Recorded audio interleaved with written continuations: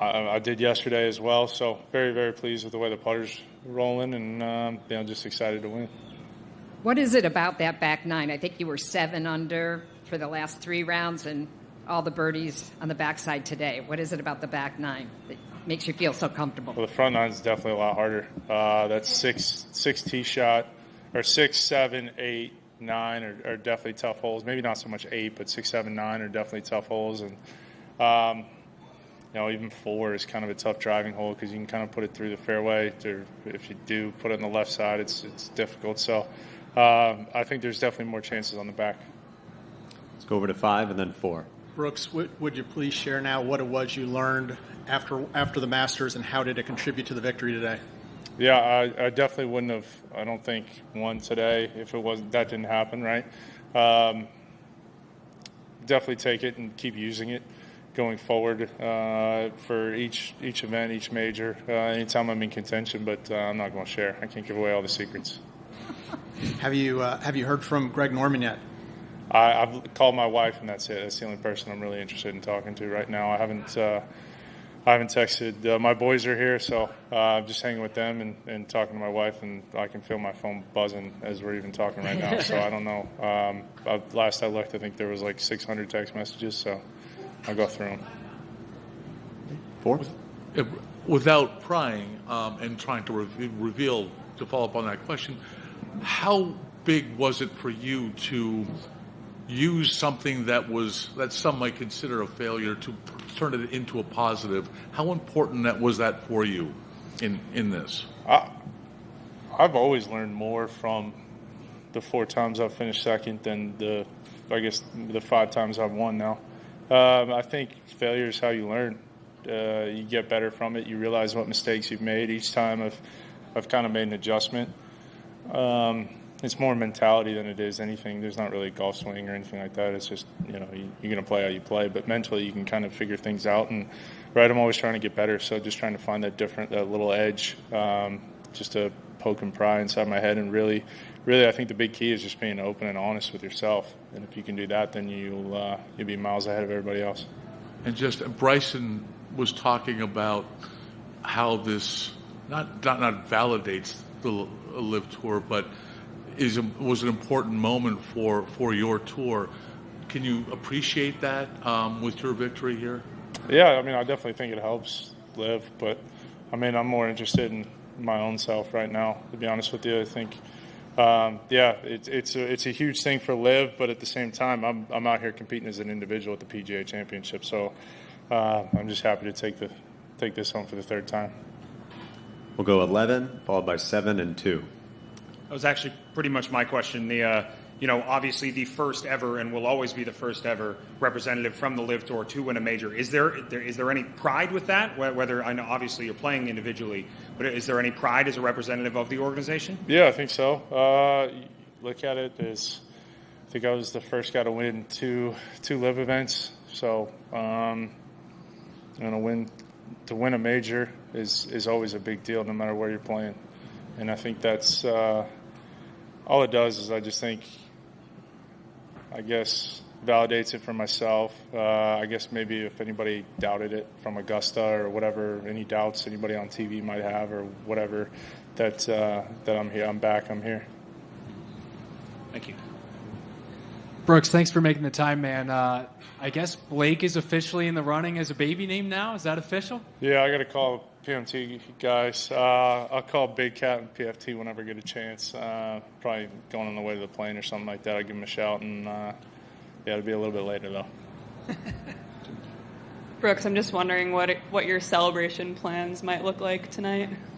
Probably pretty chill tonight. Just want to get home, go see, get back home, chill. But I would say tomorrow with the Panthers game, it'd probably be a large tailgate, long afternoon.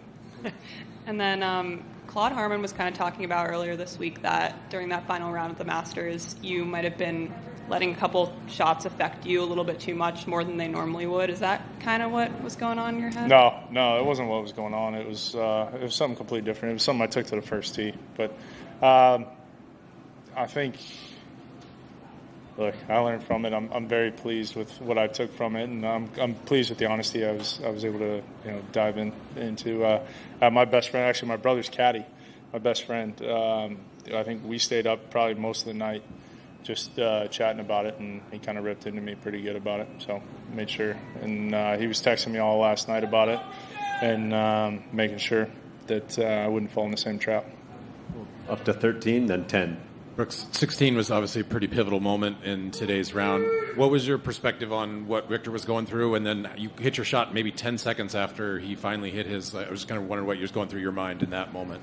I couldn't see, but I mean, I had a good idea what was going on. It looked like it probably buried under the lip, which is kind of unfortunate. But yeah, they took a couple minutes just to figure out the drop and just kind of figure out what was going on. But I don't know, I'm a pretty fast player, so I had probably took 3 minutes in total just to kind of, from the moment he, I guess, was preparing for the original shot in the bunker and then the drop and situation. So we already knew the yardage.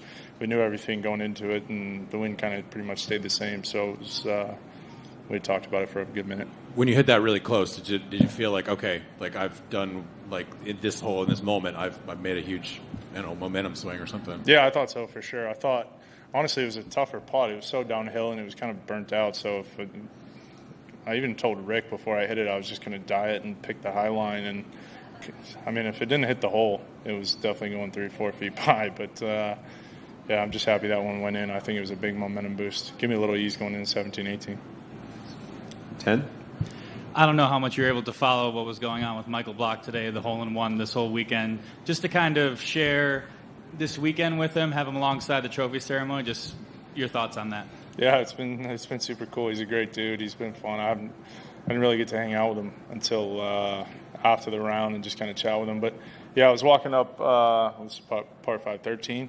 I was walking up 13 and we heard the roar, and it sounded like a hole-in-one roar. We weren't sure, maybe someone hold out in 14. It's kind of coming from the same area, and I asked one of the camera guys, and they told me that it was Mike. So I thought that was pretty special. Me and Rick were laughing about it, and yeah, drinks are on him. So run the tab up. And then you obviously start the major season second and first. Just how do you try and carry this momentum into what could be a pretty historic year, perhaps? Just keep doing what I'm doing. It's working so far. Back to having a chance pretty much every time I tee it up. So I'm very pleased with the way I'm playing. I like the way I've worked with everybody. It's been a lot of fun. Juan? So Brooks, I wonder if moments like this are a good time to reflect on the injuries, all those years going in Asia, in Europe, and like how tough the journey is. No? Yeah, I mean, it's tough to kind of reflect in the moment. I think probably the best reflection comes like a day or a couple of days later. Well, definitely not tomorrow. I won't be sober. So, yeah, I'd say I'd probably give it a week on this one. This one would probably taste a little better. But I'm excited, and it's so cool to look back at where I've come traveling. I remember back to the Challenge Tour days, going to Kenya, Kazakhstan, and all those cool places, and getting to see the world. And yeah, to be out here now and win 5 major championships is pretty incredible.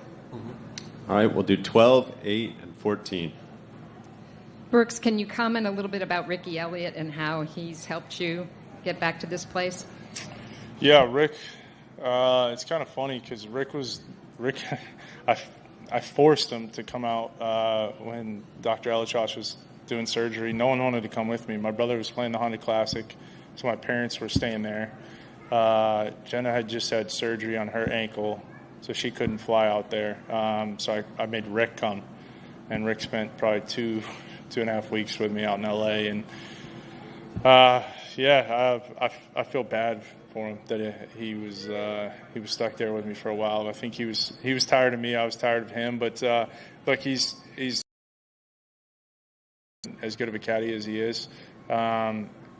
Caddying's a lot about reading the people, or reading your player, knowing what they're going to do before they even do it, and kind of sense the moment of what to say, what not to say. And I think, honestly, I thought he's one of the best for a long time, and I just don't think he gets enough credit, maybe even from me. Hey, Brooks. Obviously, we got a peek of you at bottom because of the show. And, I just kind of wondered, at those times, how much were you doubting, questioning, whatever, yourself physically versus, like, yourself? Like, can I go do that again, me, like the player? It's tough to explain. It's very hard to explain. It's just, like, you can't fathom how difficult it is just to get going. It was a lot worse than I let on to you guys, to let on to everybody. Like I said, I think maybe only 5-6 people really know the extent of it. And it was hard. Cold weather, it's achy. The swelling didn't go down till maybe a couple months ago. But, so that's almost, 2 years?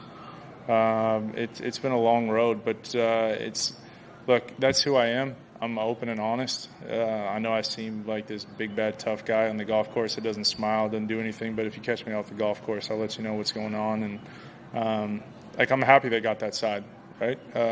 That's truly me. And some people might hate it, some people might dog it. But at the end of the day, it's just me.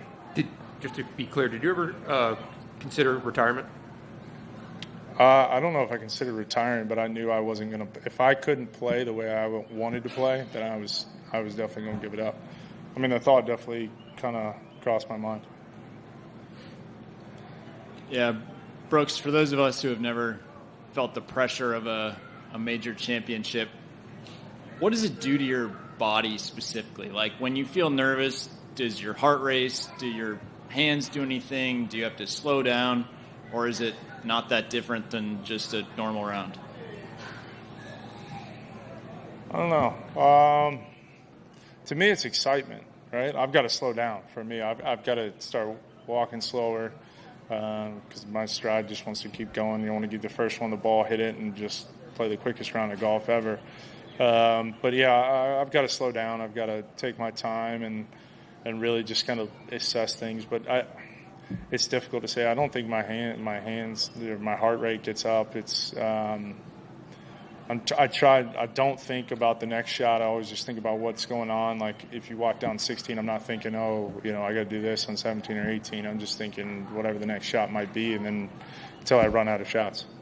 Is that something that you've learned from over time of how to take that one shot at a time, or is that something that's just kind of come naturally to you? Bit of both. I think I've definitely learned. I probably learned the most the last time I was here in 13 when I played with Tiger on Sunday. That was interesting. I spent 9 holes watching him. I've done that my entire life. Grew up watching the guy. And then it took me till 10 when Ricky's first week caddying for him, he told me to stop watching him. But it's just naturally what you do, right? Like, I grew up in the Tiger era, so I loved watching the guy, and it was just naturally what I did for the first 9 holes, and then it got better. Mike 5. Brooks, is there a moment that sticks in your mind when you thought having that trophy again or another major wouldn't happen? Oh, yeah, for sure. A couple of years ago, yeah.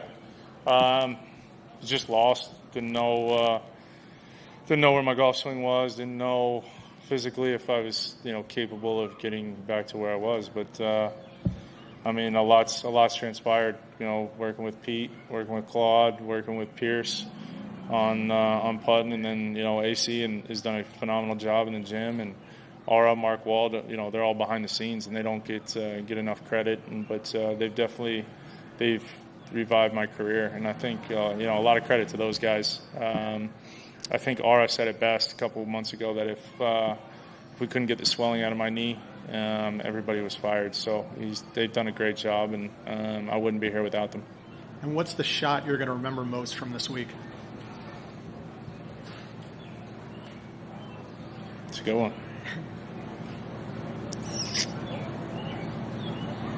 I don't know. I have to get back to you on that one. Right now, it's tough to think. I'm trying to think.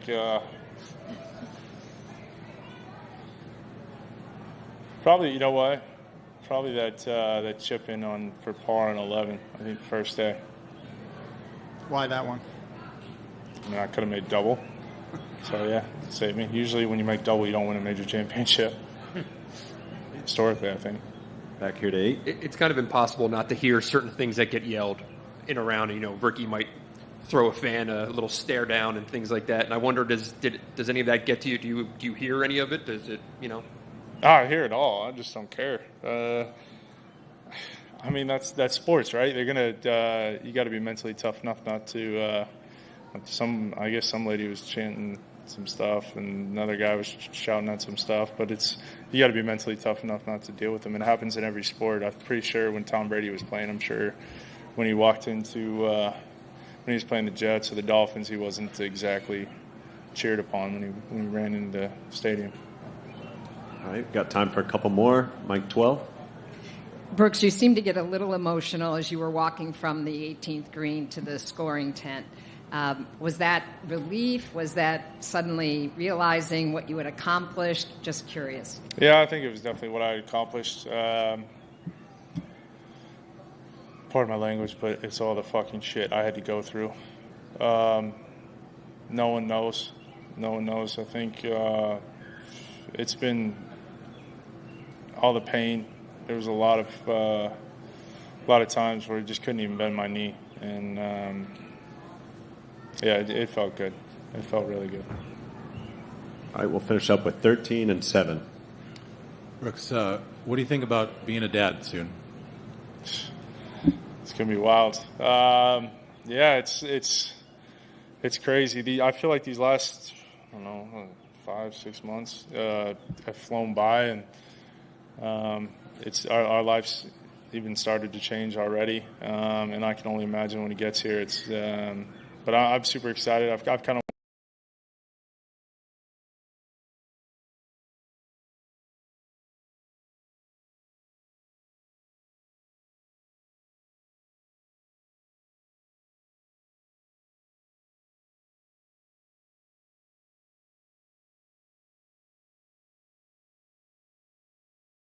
To be a dad for the last few years, and this will be an exciting time for our life. Back anytime. Cool. Thanks, Brooks. Congrats again. Thank you. Thanks, man. That's right.